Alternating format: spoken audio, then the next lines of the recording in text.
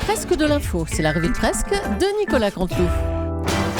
Et aujourd'hui, c'est Guillaume Durand qui est avec nous. Bonjour Guillaume. Oui, bonjour ma chère Julie. Bonjour à vous qui nous écoutez, à moi qui m'écoute. Bonjour Natacha, Bonjour. Superbe revue de presse. Merci beaucoup. Cher Thomas, cher Lolo, ravi de vous retrouver après ces longues vacances de 2 jours. nous disions.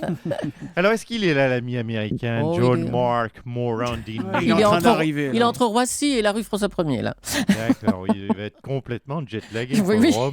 Bon, attendez, on vous dit, chers auditeurs, parce que là, on vous met un petit peu à part, c'est pas le but. Jean-Marc Morandi, donc, qui était à New York, prouvant ainsi son parfait sens du timing. Voilà. Hein, Il arrive. Voilà, très bien, bienvenue. Tu vois, Merci. Il dit voilà quand il rentre comme ça. c'est qu'il est. Tant que c'est pas son chien qui aboie, c'est mieux. Donc je disais, parfait sens du timing de Jean-Marc Morandi qui était à New York, alors que son site pendant ce temps-là était en train d'exploser, C'est vrai. tel le sein refait d'une starlette de télé-réalité, grâce, vous l'avez compris, à l'affaire de l'icône absolue, je dirais même la reine d'icône, Nabila. Donc Jean-Marc, l'ami Jean-Marc, il était tranquillement, villégiature américaine à New York City ou ailleurs.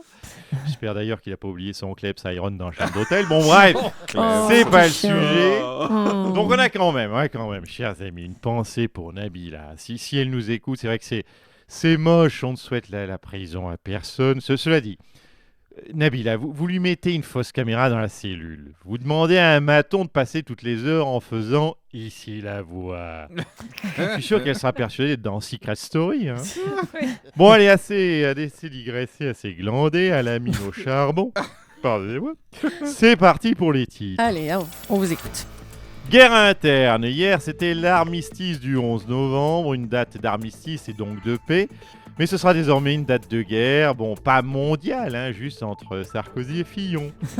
On savait qu'il n'était pas franchement pour le mariage gay, Nicolas Sarkozy. On sait maintenant qu'il est plutôt pour le divorce gay.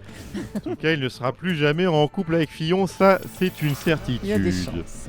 Coup de canif, François Fillon, oui, Fifi la grosse mèche, le paillasson préféré de Nicolas Sarkozy, Oula, c'est violent, hein. aurait donc demandé en douce à Jean-Pierre Jouyet d'accélérer les procédures judiciaires contre Nicolas Sarkozy. On vous l'a dit et répété, une des procédures judiciaires, une des 11, une des 11 procédures, il n'est pas regardant là-dessus.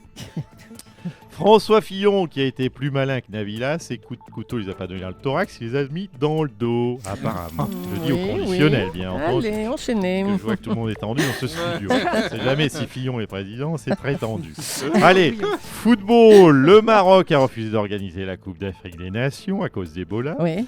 Écoutez, franchement, si tous les pays qui refusent d'organiser de peur d'être contaminés sont disqualifiés, écoutez, je crois que c'est la Sierra Leone qui va être vainqueur de cette Coupe d'Afrique par forfait, à mon sens. Ça, c'est pas drôle, on s'en fout, donc je passe.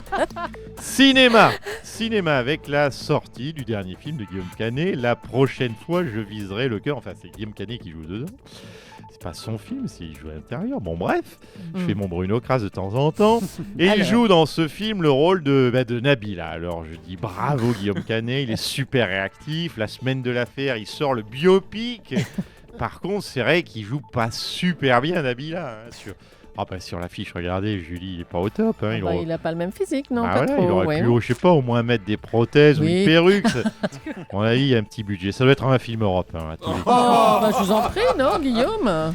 Et puis, déclaration. On peut rigoler, Julie. Décontractez-vous. Déclaration. François Fillon voulait, je cite, casser les pattes de Nicolas Sarkozy. Rien de moins. Bah oui.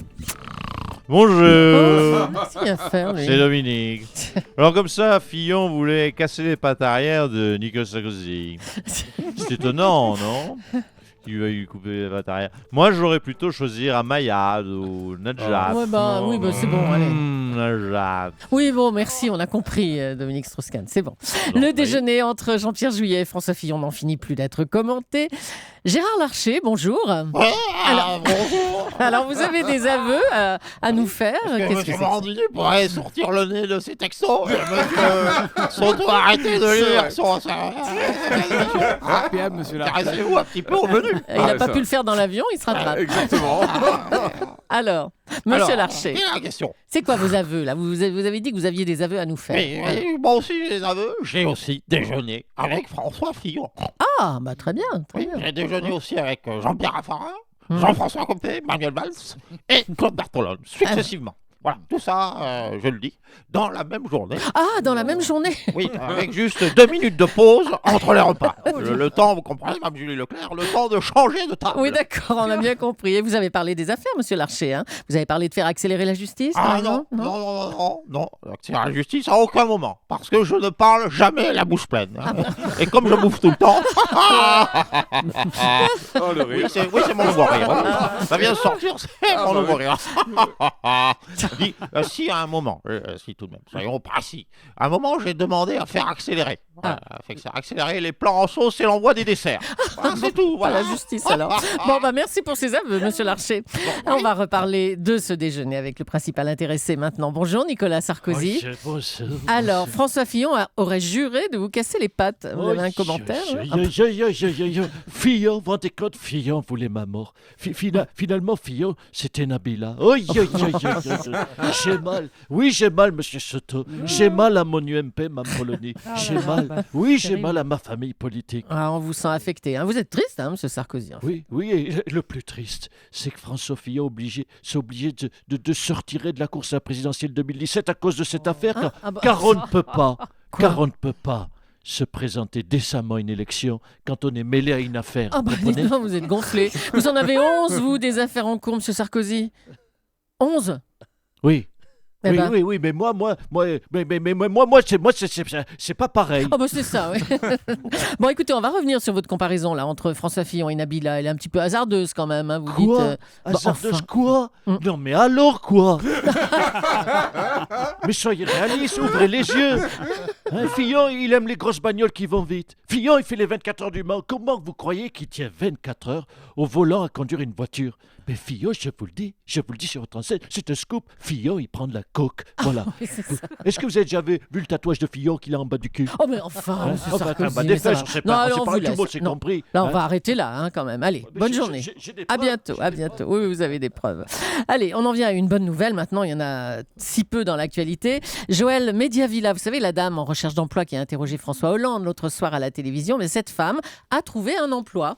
Laissez-moi passer. Bon, laissez-moi. Laissez-moi. Voilà, laissez-moi votre micro ouvert. Je voudrais dire, pour une fois, du bien de François Hollande.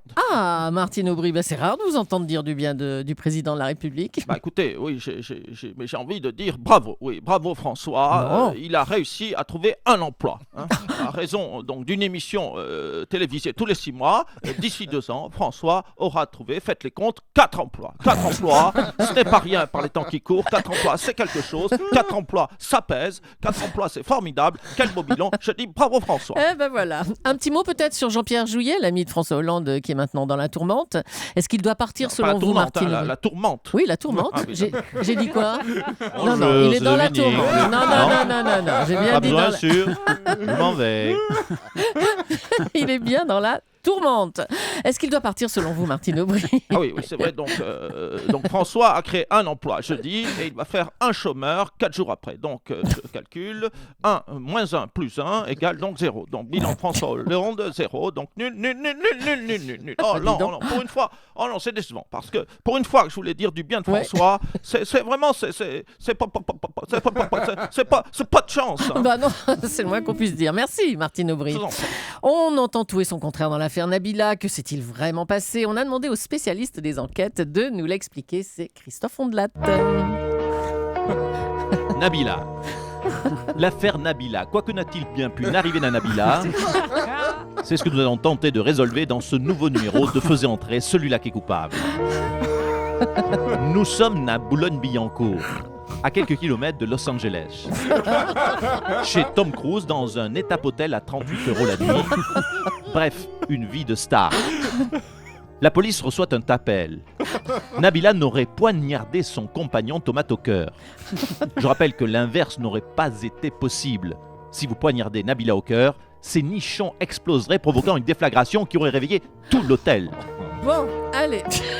N'arrivée au commissariat, la romancière Nabila a l'imagination aussi débordante que son décolleté. C'est une agression par 3 hommes, affirme-t-elle tout d'abord. Et puis non.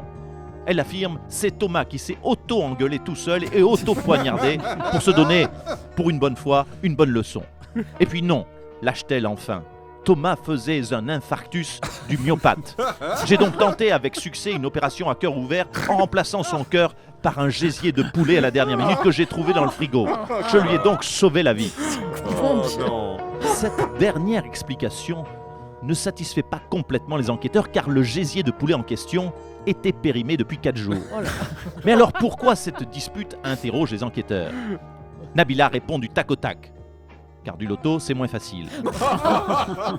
Thomas voulait encore regarder un reportage sur Arte, tandis que je souhaitais me plonger dans la lecture du dernier Patrick Mondiano. Je ne suis pas Fleur Pellerin, moi. Enfin, une explication qui tenait la route. C'était Christophe Ondelat, pour faisait entrer, celle-là qui donne des coups de couteau quand elle s'énerve.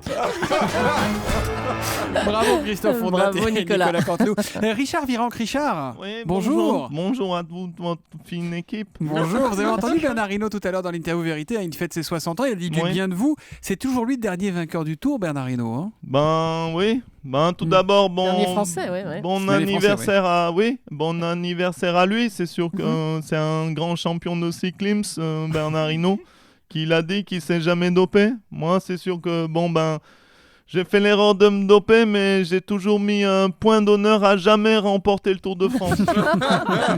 Et tiens, pour l'anecdote, Thomas, Ouais, Richard. vous avez rappelé son surnom, le blaireau. C'est Mhm. amusant, moi j'ai le même. Dès que je parle à une fille, elle me dit, toi, t'es vraiment un gros blaireau, c'est dur à dire. Et quelque part, ça me fait comme si j'avais gagné le Tour de France. Ah quoi. ouais, c'est un oui. petit hommage. Merci beaucoup Richard Virenque et bravo à Nicolas Canteloup qu'on retrouve demain en direct juste avant 9h moins le quart sur Europe 1. À demain.